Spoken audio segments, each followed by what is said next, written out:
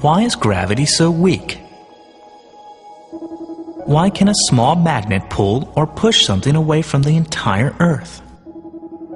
There is an idea that may explain it.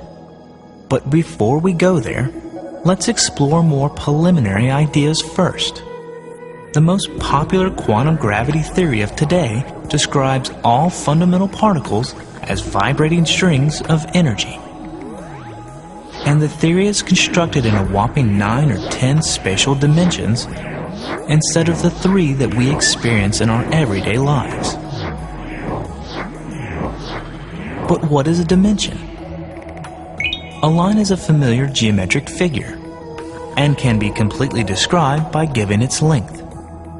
It is a one-dimensional object. It can be imagined that the dimensionality of an object can be created by taking an object of one less dimensions and moving it at a right angle to that dimension.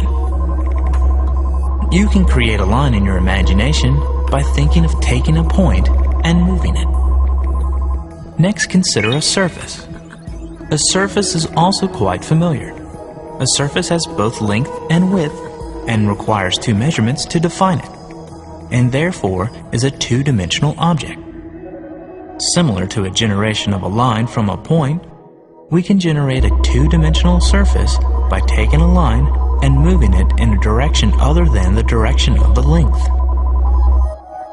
And a solid figure is the stuff of everyday life.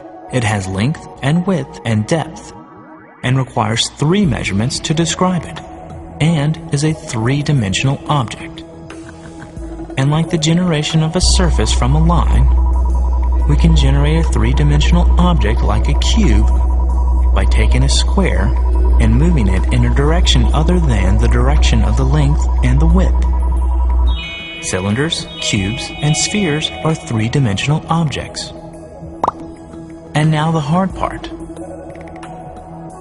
The higher dimensions are created by moving a 3-dimensional solid in a direction other than the length, width, or height. And while that is easy to do mathematically, it is impossible for us to picture it. So let's examine how we might detect these other dimensions. We begin with bright light spreading out in a spherical shell. The intensity of the light at any one point will fall off the square of the distance from the source, because the surface that the light covers grows as the square of the distance from the source. But that is only true in 3-dimensional space. In 4-dimensional space, the light will grow dimmer as the cube of the distance. And in 5 dimensions, it will grow dimmer as the 4th power of the distance. And in 10 dimensions, it will grow dimmer as the 9th power of the distance. Now back to strings. If this membrane represents the 3 dimensions that we live in, then particles like quarks and electrons are the strings that have the endpoints forever attached to those 3 dimensions. They might look like this.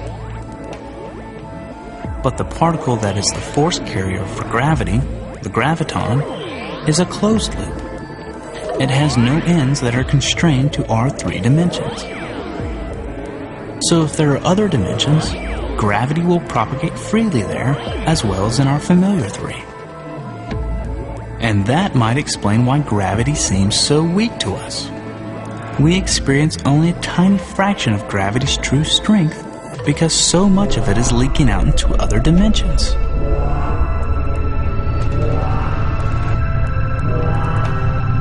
But where are these dimensions hiding? One possibility, but not the only one, is that they're all around us, but incredibly tiny. If you look at a wire or a string from far enough away, it looks like a line, a one-dimensional figure. But if you get closer, or if you were a lot smaller than the thickness of the wire, then you would easily see that it has other dimensions. On the tiniest of scales, space has extra dimensions at every point. It might look something like this if we were small enough to see it.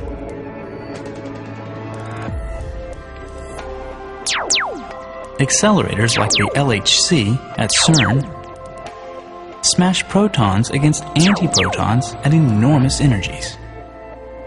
Perhaps enormous enough to produce gravitons. And if they do, then perhaps we might just be able to see them form in our limited three-dimensional world and slip quickly and quietly away into those hidden dimensions.